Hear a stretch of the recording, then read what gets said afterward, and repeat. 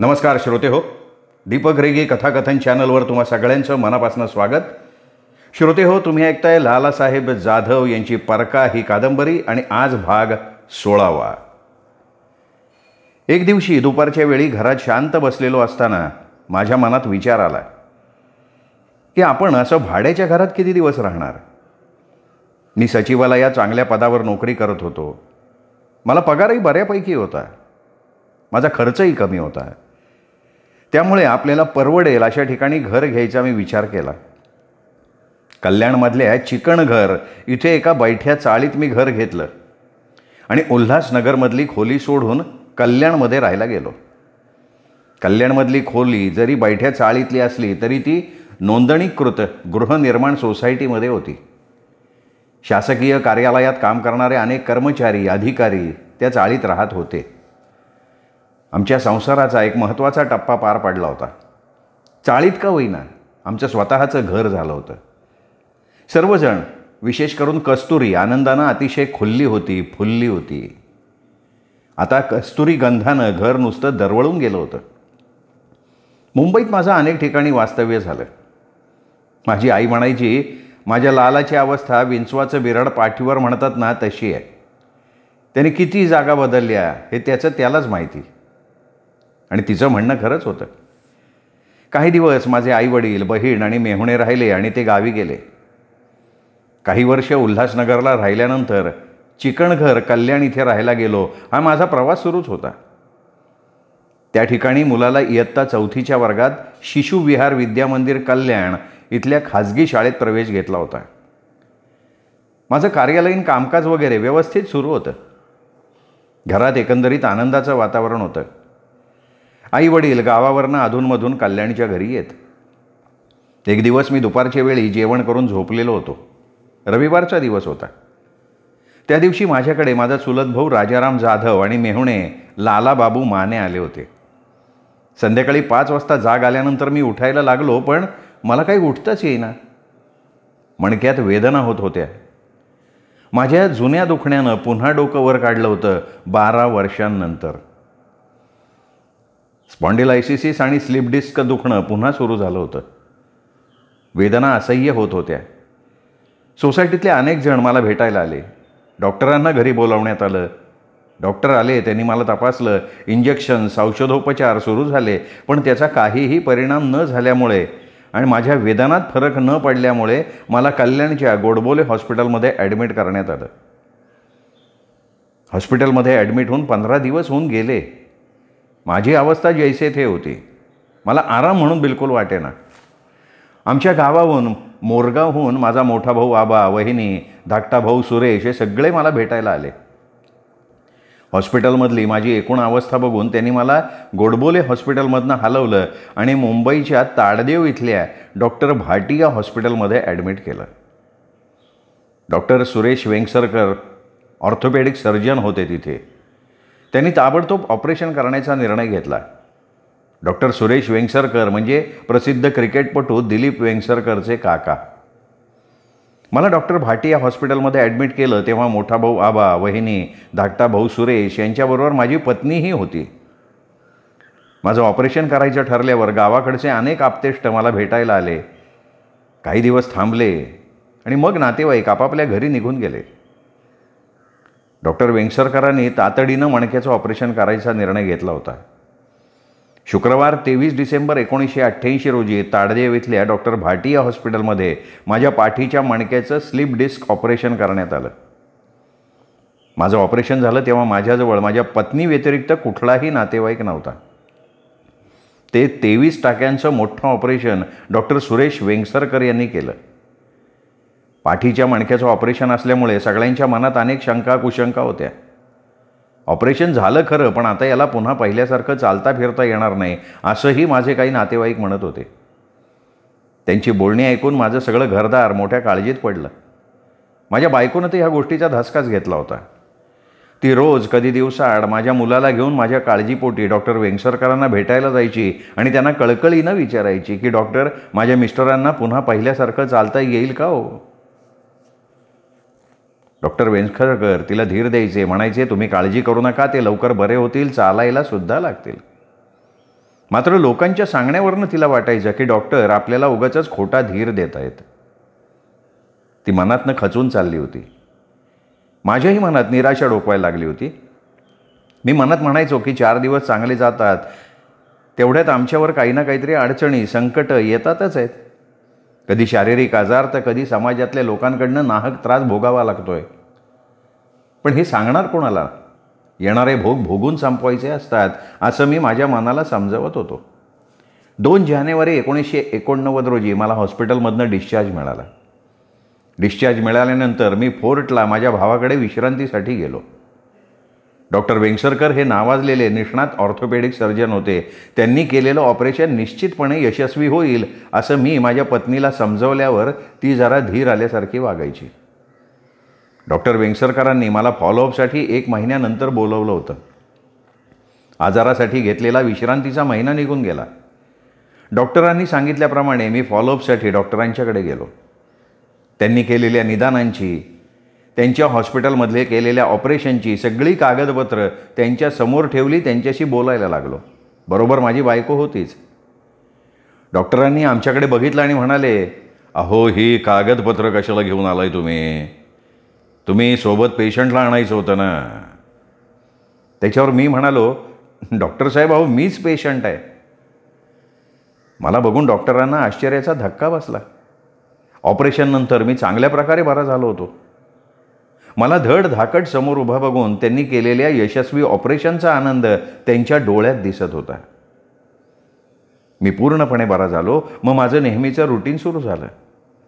त्यानंतरच्या कालावधीत मी सरकारी कामानिमित्त दिल्ली, उत्तर प्रदेश, छत्तीसगड, मध्य प्रदेश, उत्तरांचल, आसाम, नागालँड, मणिपूर, मेघालय, हिमाचल प्रदेश, पोर्ट ब्लेअर, ओरिसा, अरुणाचल प्रदेश, जम्मू काश्मीर, गुजरात, गोवा, कर्नाटक, केरळ, पंजाब, हरियाणा, तामिळनाडू आणि आंध्र प्रदेश असा जवळजवळ संपूर्ण भारतभर दौरा केला. त्यावेळी माझ्याकडे विधानमंडळाची अनुसूचित जमाती कल्याण समिती होती. त्यामुळे मला समितीबरोबर शासकीय कामकाजानिमित्त राज्याच्या बाहेर अभ्यास दौऱ्यासाठी जावं लागत होतं. त्यावेळी माझी महाराष्ट्र विधान परिषदेच्या तारांकित प्रश्नकक्षात बदली झाली होती. जवळजवळ 7-8 वर्ष त्या ठिकाणची जबाबदारी माझ्यावर होती. शासकीय कार्य करत असताना मी थोडंफार सामाजिक कार्यसुद्धा करत होतो. मी कॉलेजला असताना आलेलं माझं पहिलं आजारपण आणि मुंबईत सचिवालयात काम करत आलेलं असताना दुसरं आजारपण यात फार काही फरक नव्हता. दोन्ही दुखणी पाठीचीच. पण पहिल्या दुखण्याच्या वेळी आमची परिस्थिती अत्यंत वाईट होती. पैशाचा दुष्काळ होता. ते दुखणं मला घरातल्या सगळ्यांना उणे 3 महिने हैराण करून गेलेलं होतं. तब्बल 12 वर्ष दुखणं पुन्हा माझ्या वाट्याला आलं नव्हतं. आता 12 वर्षांनी ते आलं, पण आता आमची परिस्थिती थोडीफार बदलली होती. उत्तम हॉस्पिटलमधले तज्ज्ञ डॉक्टरांचे उपचार आम्ही घेऊ शकत होतो. डॉक्टर सुरेश वेंगसरकर यांच्यासारख्या नावाजलेल्या डॉक्टरांनी माझं पाठीच्या मणक्याचं ऑपरेशन केलं आणि मी पूर्ण बरा झालो. त्यानंतर 30-32 वर्ष मला कसलाही फारसा त्रास नाही झालेला. ह्या सगळ्याला काय म्हणायचं? डॉक्टर वेंगसरकर यांनी केलेल्या माझ्या पाठीच्या कण्याच्या ऑपरेशननंतर मी पूर्ण बरा झालो आणि ही गोष्ट मी माझ्या घरच्यांना पत्र लिहून कळवली. कैकाडी समाजावर गावोगावी हल्ले होत असत. असे हल्ले होणं यात काही नवीन नव्हतं. कैकाडी जमात म्हणजे गुन्हेगार जमात अशी लोकांची एक समज होती आणि आहे सुद्धा. त्यामुळे कुठेही काहीही गुन्हा घडला की संशयाची सुई प्रथम कैकाड्यांच्याकडे वळत असे. त्यांच्यावर आरोप होत असत, त्यांच्यावर हल्ले केले जात. त्यांच्यावर होणाऱ्या या अशा प्रकारच्या हल्ल्यांना वाचा फोडण्यासाठी मी विधानसभा आणि विधान परिषदेच्या माध्यमातून आमदार, मंत्री, विरोधी पक्षनेते यांच्यामार्फत न्याय द्यायचा प्रयत्न करत होतो. कैकाडी समाज मोठ्या प्रमाणात अडाणी आहे, गरिबीनं गांजलेला आहे. त्यात पुन्हा त्यांच्यावर अस्पृश्यतेचं लांछन धर्मानं लादलेलं आहे. त्यातूनही या सगळ्या गोष्टींना तोंड देत समाजातली माणसं झगडत होती, स्वतःच्या अस्तित्वासाठी लढत होती. जी शिकलेली होती, ज्यांना उमजायला लागलं होतं, पण धनदांडगे विनाकारण त्यांच्या गरिबीचा, त्यांच्या अल्पसंख्याक असण्याचा फायदा घेत होते. मुक्याला पाहिजे तसं हाका ना हाक ना बोंब अशी माझ्या समाजाची अवस्था झाली होती. शासकीय नोकरीत असतानाही मी समाजाच्या गाऱ्हाण्याला सामोरं जायचो. मला जावंच लागायचं. गप्प बसणं मनाला पटतच नव्हतं. मी विधानमंडळ सचिवालयामध्ये नोकरीस होतो. त्यामुळे राज्यात विशेषतः पश्चिम महाराष्ट्रातल्या कैकाडी समाजावर कमी जास्त प्रमाणात होणाऱ्या अन्यायाला वाचा फोडण्यासाठी मी विधानसभा, विधान परिषद सभागृहामध्ये वेगवेगळ्या पक्षांच्या आमदारांच्या माध्यमातून, विधिमंडळाच्या वेगवेगळ्या आयुधांच्या माध्यमातून न्याय मिळवण्यासाठी प्रयत्न करत होतो. अशाच प्रकारे बारामती तालुक्यातल्या कराटी या गावी माझे जवळचे नातेवाईक राहतात. त्या गावामध्ये एका राजकीय पदाधिकाऱ्याच्या शेतात विहीर खोदाईचं काम चालू होतं. या विहिरीचं काम करण्यासाठी अनेक स्त्री, पुरुष, मुलं रोजंदारीचं काम करत होती. त्यात माझ्या नातेवाईकाचा मुलगासुद्धा कामावर जात होता. विहिरीचं काम करत असताना अपघात झाला. अपघात कसला? आमच्या मते विहिरीला पाणी लागावं यासाठी विहीर मालकानं आमच्या कैकाडी समाजाच्या मुलाचा दिलेला नरबळी होता तो, अशी ही शंका वाटत होती. पूर्वीही असंच एक प्रकरण घडलं होतं. माझे एक नातेवाईक लक्ष्मण जाधव यांच्या मुलाच्या नरबळीचं प्रकरण घडलं होतं. विहिरीला पाणी लागावं म्हणून त्याचा बळी देण्यात आला होता. तेव्हाही पोलिसांनी तपासात दबावामुळे दुर्लक्ष केलेलं होतं. ही गोष्ट सर्वसाधारण जुलै 1986 मधली आहे. शरद पवार साहेब महाराष्ट्राचे मुख्यमंत्री होते त्या काळात घडलेली ही घटना. लक्ष्मण गुणाजी जाधव आणि राम गुणाजी जाधव हे दोन जुळे भाऊ. हे दोघेही माझ्या वडिलांचे सख्खे मावस भाऊ. शिवाय माझी पत्नी कस्तुरी हिची मावस बहीण शांताबाई हिला कराटी तालुका बारामती इथल्या लक्ष्मण जाधव यांच्याशी लग्न करून दिलेली. तिच्या मुलासंबंधात घडलेली ती दुर्दैवी घटना. तिचा हा मुलगा कराटी इथे राहणारा, तिथेच मोलमजुरीची कामं करत उदरनिर्वाह करणारा. एकदा तो गावातल्या विहिरीच्या खोदकामाला गेला होता किंवा त्याला त्या कामासाठी मुद्दाम नेण्यात आलं होतं. या विहिरीबाबत असं सांगितलं जात असे की ह्या विहिरीला अनेक वर्ष झालं तरी पाणी लागत नव्हतं. कुणी काय काय सांगितलं ते सगळे उपाय तसतसे करून झालेले होते, पण विहिरीला एक टिप्पूस पाणी लागेना. विहिरीचा मालक निराश झाला होता. तेवढ्यात त्या मालकाला कोणीतरी सांगितलं होतं की विहिरीला पूर्वजांचा काहीतरी शाप आहे म्हणून पाणी लागत नाही. पण तिला पाणी लागण्यासाठी एक जालीम उपाय आहे, तो केला तर विहिरीला नुसतं पाणी लागणार नाही तर ती भरभरून वाहायला लागेल. जर या विहिरीला पाणी लागायला पाहिजे असेल तर विहिरीला एक जीव दान देणं गरजेचं आहे. म्हणजे एक बळी दिलाच पाहिजे. तो बळी दे, मग बघ इतकी वर्ष कोरडी असलेली ही विहीर कशी तुडुंब भरून जाते का नाही. असं सांगितल्यावर विहिरीच्या मालकाचा या गोष्टीवर विश्वास बसला. बळी दिल्यानंतर विहिरीला पाणी लागणार आहे या अंधश्रद्धेपोटी त्यांनी पुन्हा एकदा विहीर खणायला घेतली आणि त्या कामासाठी ह्या मुलाला कामावर बोलवून घेतलेलं होतं. काम करत असताना विहिरीच्या तळाशी काळा कातळ लागला.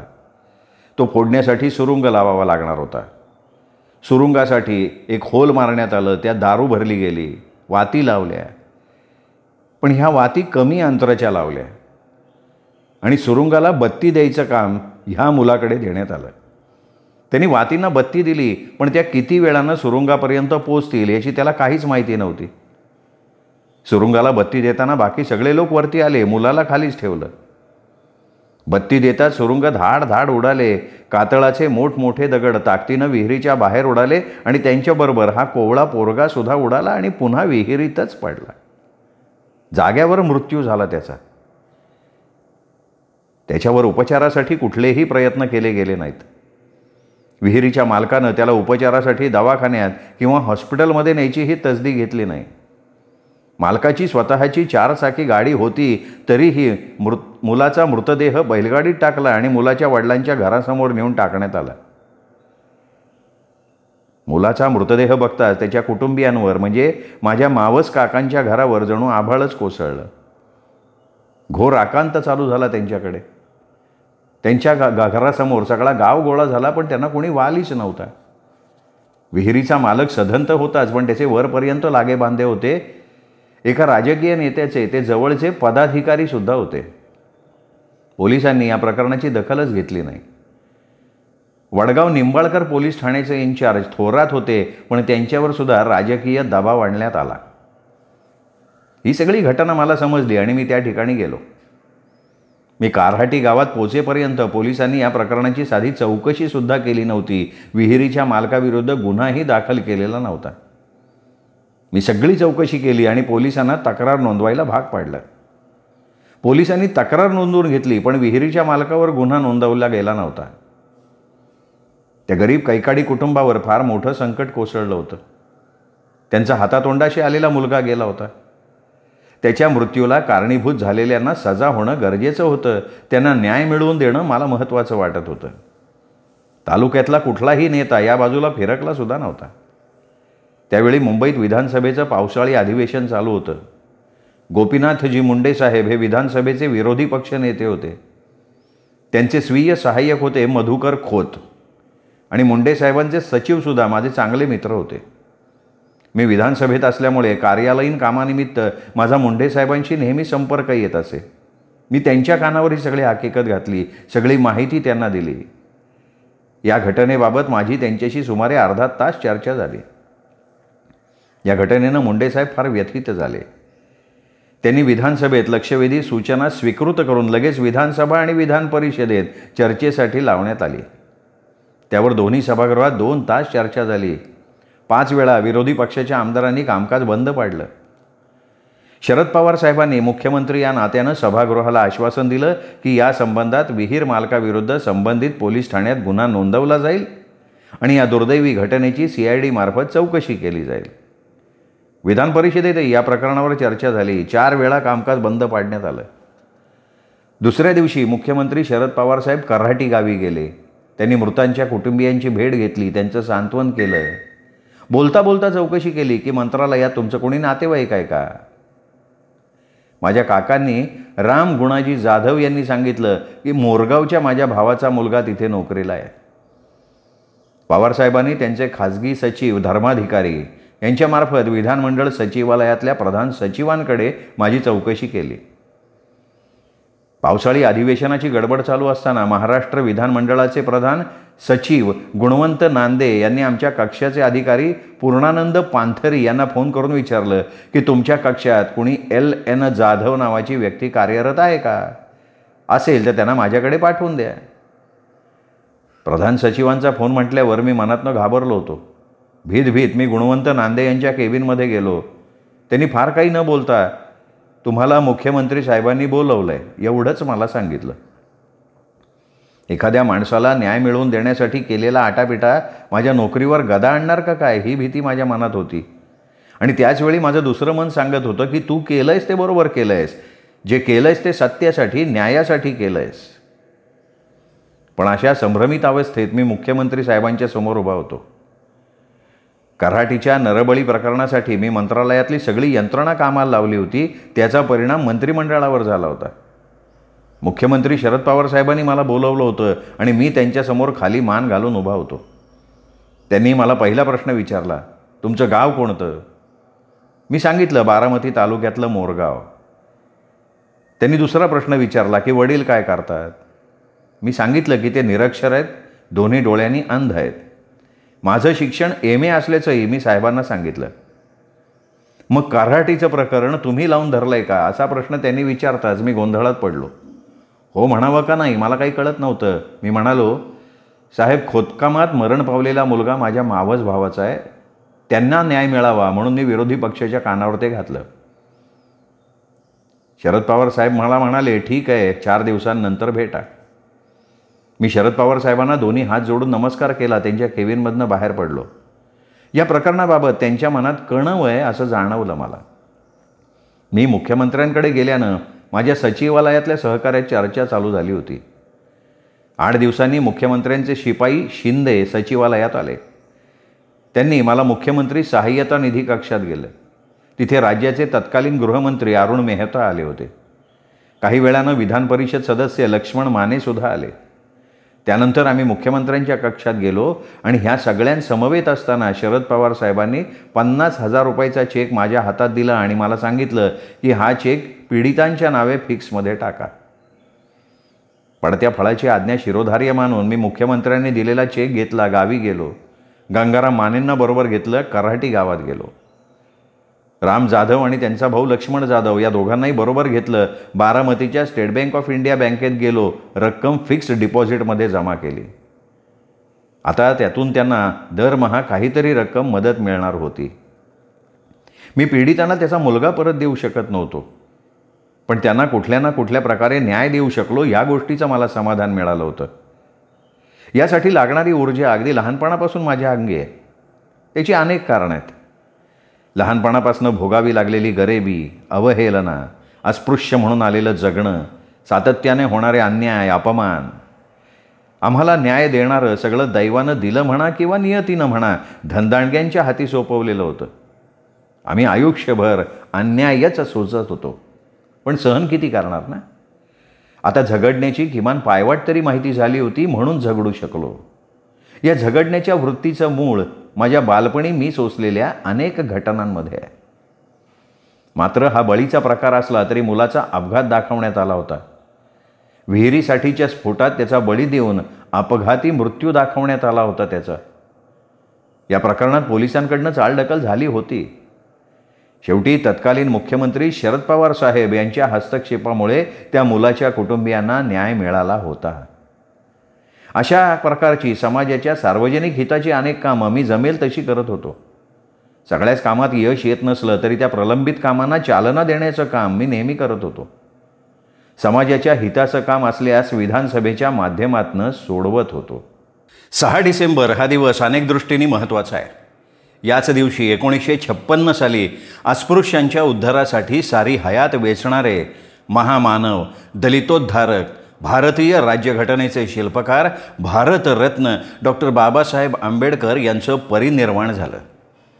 त्यामुळे 6 डिसेंबर हा दिवस बाबासाहेब आंबेडकर महापरिनिर्वाण दिन म्हणून पाळला जातो. या दिवशी त्यांच्या स्मरणानं आजही कोट्यावधी भारतीय जनता शोकाकुल होते. दलित समाज आपल्या पायावर उभा राहावा, स्वाभिमानी बनावा अशी त्यांची इच्छा होती. लोकशाहीवर त्यांची आढळ श्रद्धा होती. लोकशाहीच्या तत्वाच्या शिकवणुकीसाठी त्यांनी अनेक ग्रंथ लिहिले. मूक नायक नावाचं वृत्तपत्र सुरू केलं. शाळा, महाविद्यालय, शिक्षण संस्थांच्या स्थापनेत पुढाकार घेतला. मुंबईतलं राजगृह हे त्यांचं वसतिस्थान म्हणजे विविध ग्रंथांचा प्रचंड संग्रह. राजकीय दृष्टीनं पाहिलं तर बांगलादेशला मान्यता दिल्यामुळे आजच्याच दिवशी पाकिस्ताननं भारताबरोबरचे राजनैतिक संबंध तोडले होते आणि आजच्याच दिवशी 6 डिसेंबर 1992 रोजीच अयोध्येत कारसेवकांनी वादग्रस्त बाबरी मशीद पाडली होती आणि त्यानंतर उसळलेल्या हिंसाचारात सुमारे 1500 माणसं ठार झाली होती. हे सगळं आठवायचं कारण म्हणजे 6 डिसेंबर 1992 रोजी मी माझ्या घरापासून दूर नागपूरमध्ये महाराष्ट्र विधानमंडळ सचिवालयात कार्यरत होतो. माझं घरापासून दूर राहणं ही नित्याचीच गोष्ट होती, कारण शासकीय कामानिमित्त माझं दिल्ली, गुजरात, राजस्थान, उत्तर प्रदेश, झारखंड, पंजाब इत्यादी राज्यामध्ये नेहमीच जाणं येणं होत होतं. विधानमंडळाच्या विविध समित्यांसमवेत मला अनेक वेळा अनेक राज्यात आणि राज्याबाहेरसुद्धा अभ्यास दौऱ्यासाठी जावं लागत होतं. त्यामुळे मी घरापासून दूर असलो तरी घरच्यांना फारशी काळजी वाटत नसे आणि मलाही घरच्यांची फारशी चिंता वाटत नसे. सगळं काही सवयीनं सुरळीत झालेलं होतं. त्यामुळे 6 डिसेंबर 1992 रोजीचा दिवस हा आमच्यासाठी नेहमीसारखाच उजाडला होता. नागपूर करारानुसार दरवर्षी विधानमंडळाचं हिवाळी अधिवेशन नागपूर इथे सुरू होतं. नागपूर येथे होणाऱ्या अधिवेशनासाठी मला सचिवालयातले अनेक अधिकारी, कर्मचारी यांच्याबरोबर सभागृहाच्या कामकाजासाठी नागपूरला जावं लागत असे. आमचा हा नागपूरचा मुक्काम विधिमंडळाचं अधिवेशन सुरू होण्याअगोदर 15 दिवस पूर्वतयारीसाठी आणि अधिवेशन संपल्यानंतर आवराआवरीसाठी 8 दिवस असं मिळून एकूण चांगला 1.5 ते 2 महिन्यांसाठी होत असे. यावर्षीही माझं कार्यालयीन कामकाज व्यवस्थित सुरू होतं. सन 1992 नागपूरचं हिवाळी अधिवेशन 3 डिसेंबरपासून सुरू होणार होतं. या हिवाळी अधिवेशनासाठी मी, आमचे काही अधिकारी आणि कर्मचारी 15 दिवस अगोदर म्हणजे 18 नोव्हेंबर 1992ला नागपूरला गेलो होतो. दरम्यान अयोध्या इथल्या बाबरी मशिदीचा वाद बराच पेटला होता. वातावरण काहीसं तंग होतं. या वादात हिंदू आणि मुस्लिम या दोन्ही समाजांमध्ये प्रचंड तणावाचं वातावरण निर्माण झालं होतं. खरं तर अयोध्या इथल्या राम मंदिराचा आणि बाबरी मशिदीचा वाद सुमारे 106 वर्ष सुरू होता. अयोध्येतली बाबरी मशिदीची जागा राम मंदिराची आहे असा दावा करणाऱ्या हिंदू बांधवांकडनं बाबरी मशीद पाडण्याचं अनेक वेळा सुतोवाच केलं गेलं होतं. अशा या तणावपूर्ण वातावरणात 3 डिसेंबर 1992 रोजी नागपूरचं हिवाळी अधिवेशन सुरू झालं होतं. अधिवेशनामध्ये सतत गोंधळ सुरू होता. दररोज दोन्ही सभागृहांचं कामकाज अशा गोंधळातच सुरू होतं. अधिवेशन सुरू होऊन जेमतेम 3 दिवस झाले होते. 6 डिसेंबर 1992 हा नागपूर हिवाळी अधिवेशनाचा 4था दिवस. या दिवशी असंख्य हिंदू बांधवांसह कारसेवक अयोध्येमध्ये दाखल झाले. बघता बघता संध्याकाळपर्यंत त्यांनी मशीद पाडल्यामुळे संपूर्ण भारतभर तणावाचं चिंतेचं वातावरण निर्माण झालं. त्याचे पडसाद मुंबईमध्ये सुद्धा उमटले. मुंबईत तर हिंदू आणि मुस्लिम समाजामध्ये दंगल उसळली आणि ही दंगल बघता बघता पुणे, औरंगाबाद, जालना, अहमदनगर, कोल्हापूर, मिरज, सांगली अशी संपूर्ण राज्यात पसरली. मुंबईतल्या अनेक भागात दंगे चालू झाले. मोठ्या प्रमाणात मारहाण, लुटालूट, गाड्यांची, दुकानांची, घरांची जाळपोळ सगळं सुरू झालं. या दंगलीमध्ये फार मोठ्या प्रमाणात मनुष्यहानी आणि वित्तहानी होत होती. या कालावधीत मी माझ्या कुटुंबासह कल्याणला राहत होतो. अधिवेशनानिमित्त मी नागपूरमध्ये असलो तरी माझा मुलगा आणि पत्नी कल्याणलाच होते. कल्याणमध्ये अनेक भागात हिंदू मुस्लिम दंगल पेटली होती, त्यामुळे मला मोठी चिंता लागून राहिली होती. या सगळ्या दंगलीत असंख्य निष्पाप लोक मारले जात होते. त्या काळात आजच्यासारखी मोबाईलची वगैरे सोय नव्हती. संपर्काचं साधन म्हणजे पत्र. पण घराकडून या दंगलीच्या काळात पत्रबित्र येत नव्हती, त्यामुळे घरची चिंता जास्त वाढली होती. मुंबईच्या दंगलीमध्ये अनेक निष्पाप जीव मरण पावले होते. पण नंतर तर काही समाजातल्या समाजकंटकांनी पोलिसांनाच लक्ष्य केलं. अनेक पोलिसांना जिवंत जाळण्यात आलं. अनेक पोलीस जखमी झाले. माझे स्वतःचे अनेक नातेवाईक पोलीस दलात कार्यरत होते. माझा सख्खा भाऊ सुरेश जाधव आणि एक भाचा चंदू माने, त्याचप्रमाणे अनेक जवळचे नातेवाईक या दंगलीच्या कालावधीत मुंबई पोलीस दलामध्ये कर्तव्य बजावत होते. त्यांचा निरोप किंवा फोन येत नव्हता, त्यामुळे मला मोठी काळजी लागली होती. चिंता जणू माझं काळच पोखरत होती. पण अधिवेशन चालू असल्यामुळे मला नागपूर सोडून मुंबईला जाता येत नव्हतं. त्यावेळी उपलब्ध होते ते फक्त टेलिफोन, पण ते फार कमी लोकांकडे होते. आणि दंगल सुरू झाल्यामुळे अनेक ठिकाणचे टेलिफोन बूथ बंद. राज्यातल्या या सर्व दंगलींचं, विशेष करून मुंबईतल्या दंगलीचे पडसाद नागपूर अधिवेशनात दोन्ही सभागृहात उमटणं साहजिक होतं. राज्यातली कायदा आणि सुव्यवस्था फार कोलमडून गेली होती. त्यामुळे नागपूर इथलं हिवाळी अधिवेशन गुंडाळण्यात आलं आणि सगळं मंत्रिमंडळ मुंबईला रवाना झालं. अधिवेशन संपल्यामुळे आमच्या सचिवालयातले सर्व अधिकारी, कर्मचारी मिळेल त्या ट्रेननं मुंबईला रवाना झाले. मी सुद्धा 11 डिसेंबर 1992 रोजी कल्याणला पोहोचलो. माझा भाऊ सुरेश फोर्ट इथल्या कारवार स्ट्रीट पोलीस वसाहतीत राहत होता, तर भाचा चंद्रकांत माने हा माता रमाबाई आंबेडकर पोलीस स्टेशनमध्ये पोलीस लाईनीत राहत होता. कल्याणला माझ्या घरी पोचल्यावर दुसऱ्या दिवशी मी मुंबईतल्या माझ्या भावांकडे जाण्यासाठी रेल्वे स्टेशनवर आलो. पण भायखळा, मस्जिद बंदर रेल्वे स्टेशनवरच्या ट्रेनवर पेट्रोलचे पेटते बोळे फेकल्याचा प्रकार काही समाजकंटकांनी घडवल्यानं ट्रेन सेवा बंद करण्यात आली असल्याचं समजलं. नाईलाजानं मग मी कल्याण रेल्वे स्टेशनवरनं घरी परत आलो. दुसऱ्या दिवशी माझ्या पत्नीसह मी रेल्वेनं मुंबईला गेलो. व्हीटीवरून पोलीस वसाहतीत राहत असलेल्या भावाच्या घरी गेलो. घरी गेल्यानंतर मी माझ्या भावाच्या बायकोला विचारलं की सुरेश अजून कामावरनं घरी आला नाही का. तर माझा प्रश्न ऐकून भावजाई शुभांगी रडायला लागली. ती म्हणाली की 8 दिवस होऊन गेलेत, ड्युटीवर गेलेले हे अद्याप परतच आलेले नाहीत. आम्हाला प्रचंड काळजी वाटायला लागली. पण सुदैवानं दुपारी 3 वाजता सुरेश घरी आला आणि त्याला घरी आलेला बघून आमचा जीव भांड्यात पाडला. मी आणि माझी पत्नी त्या दिवशी पोलीस वसाहतीत भावाकडेच राहिलो. पण एका विशिष्ट समाजातले लोक पोलीस आणि पोलीस वसाहतींवर हल्ला करत असल्याच्या बातम्यांमुळं भीतीने आम्हाला रात्रभर झोप लागलीच नाही. भीतीच्या वातावरणामुळे तसंच नागपूर इथल्या अधिवेशनाच्या कामाचा ताणतणाव, त्याचप्रमाणे प्रवासाची दगदग यामुळे माझी प्रकृती थोडी बिघडली. त्यामुळे दुसऱ्या दिवशी मी आणि सुरेश माझ्या ओळखीच्या डॉक्टर दत्तात्रय ढवण यांच्याकडे गेलो. त्या दिवशी डॉक्टर थोडी दवाखान्यात उशिराच आले, पण त्यांनी आल्यावर आमची विचारपूस केली, मला तपासलं, गोळ्या औषधं दिली. औषधं घेऊन आम्ही निघणार तेवढ्यात सुरेश म्हणाला की ह्या परिसरात गंगाराम माने आणि आपले इतरही काही नातेवाईक राहतात, त्यांना भेटून येऊ. मग आम्ही मानेंच्या घरी जायचं ठरवलं. सुदामनगर इथल्या त्यांच्या घराजवळ पोचतोच तोच समुद्राच्या बाजूनं मोठा गोंधळ सुरू झाला. पाहिलं तर अनेक जण ओरडत धावत आमच्या दिशेनं येताना दिसले. एकाच्या हातात मोठी तलवार होती. त्याच्यापुढे 4 तरुण त्यांचा जीव वाचवण्यासाठी सैरावैरा धावत होते आणि तो तलवारधारी इसम त्या मुलांचा पाठलाग करत होता. ते आमच्याच बाजूला येत होते. ते बघून आमची भीतीनं गाळण उडाली आणि आम्हीही जीव वाचवण्यासाठी सैरावैरा धावत सुटलो. सुरेश पुढे, मी त्याच्या पाठीमागे धावत होतो.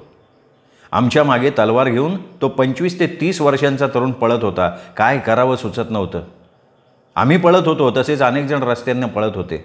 सगळीकडे गोंधळ चालला होता. काही सुचत नव्हतं, समजत नव्हतं. कोणाच्या घरात जायचं तेही कळत नव्हतं. वास्तविक कोलाब्यातला हा भाग थोडा सुधारित झोपडपट्टीसारखा होता. कोळीवाडा, आझादनगर, सुदामनगर, सुंदरनगरी, दर्यानगर इत्यादी वसाहती मोठ्या गजबजलेल्या होत्या. तिथे नोकरी धंद्यासाठी मराठी माणसांची वस्तीसुद्धा मोठ्या प्रमाणात होती. आझादनगरमध्ये माझी एक मावस बहीण राहत होती. तिच्या इमारतीच्या तळमजल्याला एक मुस्लिम कुटुंब वास्तव्याला होतं. पहिल्या मजल्यावर सुशीला माने नावाची माझी मावस बहीण राहत होती. तिथे पोचल्यावर पहिल्या मजल्यावर आम्हाला लवकर चढता येईना म्हणून आम्ही तळमजल्यावर असलेल्या घरात जायचा प्रयत्न केला. घरात 20 ते 25 वर्षाचे 2 तरुण आणि साधारण 70चा एक वृद्ध, पिकलेली दाढी वाढवलेला गृहस्थ. आम्हाला आश्रयासाठी त्यांच्या घरात जायचं होतं, पण त्यांनी आम्हाला घरात घेतलंच नाही. उलट आम्हाला बघून त्या 2 तरुणांनी खाटेखाली असलेला चॉपर बाहेर काढला. तो चॉपर बघितल्यावर आमची गाळण उडाली. तेवढ्यात गडबड ऐकून बाहेर आलेल्या माझ्या बहिणीनं आम्हाला वर बोलवलं. तिचा आवाज ऐकून त्या मुलांनी चॉपर पुन्हा खाटेखाली टाकला, दार लावून घेतलं. आम्ही बहिणीच्या घरात गेलो. आता जीवात जीव आला. मुंबईत दंगल सुरू होती. त्यावेळी आपले सगळे मराठी हिंदू लोक एखाद्या मंदिरात जाऊन मोठ्यानं घंटा वाजवत आरती करत. घंटानाद ऐकून त्या परिसरातले अनेक लोक मोठ्या संख्येनं घंटानाद करण्यासाठी म्हणजे आरती करण्यासाठी त्या मंदिरात जमत असत. इथेही एका मारुतीच्या मंदिरात अशी सगळी मराठी माणसं आरतीसाठी म्हणून एकत्र जमा झाली होती. एवढ्यात पळत पळत मंदिरात जाऊन कोणीतरी त्या लोकांना सांगितलं की सुंदरनगर, दर्यानगर या भागात एक मुस्लिम व्यक्ती तलवार घेऊन 4-5 लोकांच्या मागे लागली आहे. त्यांनी काही जणांना जखमी केलं आहे. तलवार घेऊन कोणी गुंड हिंदू मुलांच्या मागे लागला आहे हे ऐकताच आरतीसाठी मंदिरात जमा झालेला तो संपूर्ण जमाव त्या दिशेनं पळत सुटला. आता बाजी पलटली. हिंदू मुलांच्या मागे लागलेला तो तलवारधारी गुंड आता स्वतःचा जीव वाचवण्यासाठी घाबरून पुढे पळायला लागला आणि हा मोठा जनसमुदाय त्याच्या मागे धावायला लागला. हे असं भयनाट्य बऱ्याच उशिरापर्यंत सुरू होतं. तेव्हा एक तर माझी प्रकृती ठीक नव्हती आणि त्यात हा जीवावरच्या हाणामारीचा प्रसंग. मला मोठा मानसिक धक्का बसला. मनात दहशत निर्माण झाली. एका बाजूला भडकलेल्या दंगलीमध्ये माझे अगदी जवळचे पोलीस खात्यात काम करणारे नातेवाईक अडकले होते. त्यांची काळजी लागली होती आणि त्यात कुलाबा हा भयानक अनुभव. अशा प्रकारचा भयानक प्रसंग बघण्याची माझी पहिलीच वेळ. त्यामुळे मन बेचैन झालं. थोडा वेळ बहिणीकडे थांबून नंतर वातावरण थोडं शांत झाल्यावर आम्ही कसेबसे फोर्ट इथल्या माझ्या भावाच्या घरी पोचलो. रात्री तिथेच कारवार स्ट्रीट पोलीस लाईनमध्ये भावाच्या घरी मुक्काम करायचा आमचा बेत होता. पण त्या रात्री काही समाजकंटक त्या पोलीस वसाहतीवर हल्ला करणार असल्याचं समजलं. आम्ही सगळ्यांनी कसं तरी जेवण उरकलं. पण रात्री हल्ला होणार आहे ह्या बातमीमुळे मनात प्रचंड भीती होती. संध्याकाळचं ते मुस्लिम तरुण हिंदू मुलांच्या मागे तलवार घेऊन मागे लागलेल्या त्या गुंडांचं चित्र डोळ्यासमोरनं जात नव्हतं. कारवार स्ट्रीट पोलीस वसाहतीमधल्या क्वार्टर्स लहान आहेत. मी आणि सुरेश झोपायला इमारतीच्या गच्चीवर गेलो. गच्चीवर आमच्याबरोबर पोलीस वसाहतीतली 10-15 मुलं होती. विचार करता करता रात्री आमचा डोळा कधी लागला समजलंच नाही. मला अचानक जाग आली तेव्हा मध्यरात्रीचा 1:30 वाजला होता. इमारतीच्या गच्चीवरचे तरुण जागे होते, एकत्र होते. त्या तरुणांच्या आवाजानं माझी अचानक झोप मोडून मला जाग आली. बघतो तर सगळे तरुण कशाची तयारी करत होते. मला काही कळत नव्हतं. सुरेश माझ्या आधी उठला होता. त्यांनी त्या तरुणांना विचारलं की गडबड कशाची सुरू आहे. तेव्हा त्याला सांगण्यात आलं की भायखळ्याच्या पोलीस लाईनवर हल्ला झाला आहे, त्यामुळे आपल्या पोलीस वसाहतीवर हल्ला होऊ नये म्हणून आम्ही सगळे तरुण जागे आहोत. त्यांना इकडे येऊ दे तर खरं, मग दाखवतो आमचा इंगा. त्या रात्री त्या तरुणांबरोबर आम्ही ही सगळी रात्र जागून काढली. सकाळी वातावरण बरंच शांत झालं होतं. उठल्यावर तयारी करून मी माझ्या कार्यालयात गेलो. त्या दिवशी सगळं शासकीय कार्यालय लवकर सोडून देण्यात आली होती. ऑफिस लवकर सुटल्यानं मी दुपारी 3:30 वाजता कारवार स्ट्रीट पोलीस वसाहतीत आलो. माझ्या पत्नीला घेतलं आणि लोकलनं कल्याणला माझ्या घरी गेलो. दुपारी लोकलमध्ये बसल्यानंतर सुद्धा मनात भीती तशीच होती. श्रोते हो, हा होता लालासाहेब जाधव यांच्या परका या कादंबरीचा भाग 16वा, 17वा भाग. उद्या. तोपर्यंत नमस्कार मित्रो.